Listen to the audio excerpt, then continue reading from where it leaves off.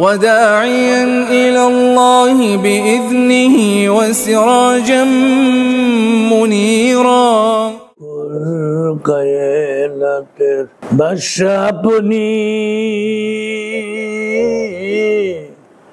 কুল কায়নাতের সমগ্র বিশ্ব জগতে নবী আপনি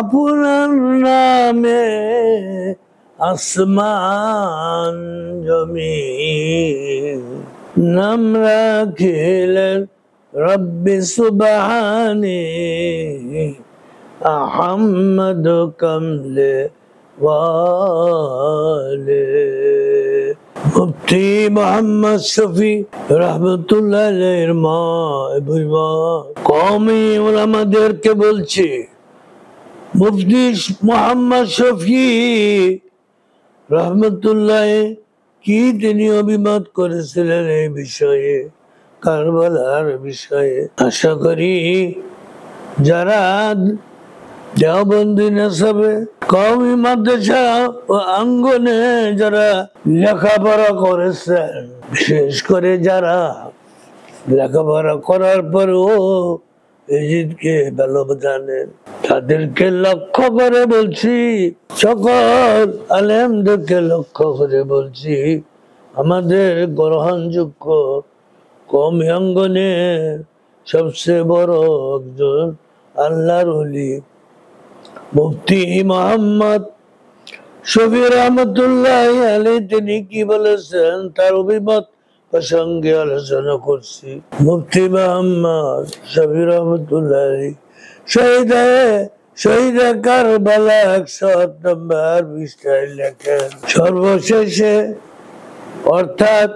সর্বশেষে পুনরায় সে কথা ব্যক্ত করব, পবিত্র আহলে বাইত গণের মহব্বত ইমানের অংশ বিশেষ, আর তাদের প্রতি পশু সুলভ অত্যাচারের কাহিনী ভুলে যাওয়ার মতো নয়। হযরত হুসাইন রাদিয়াল্লাহু আনহু এবং তার সাথীদের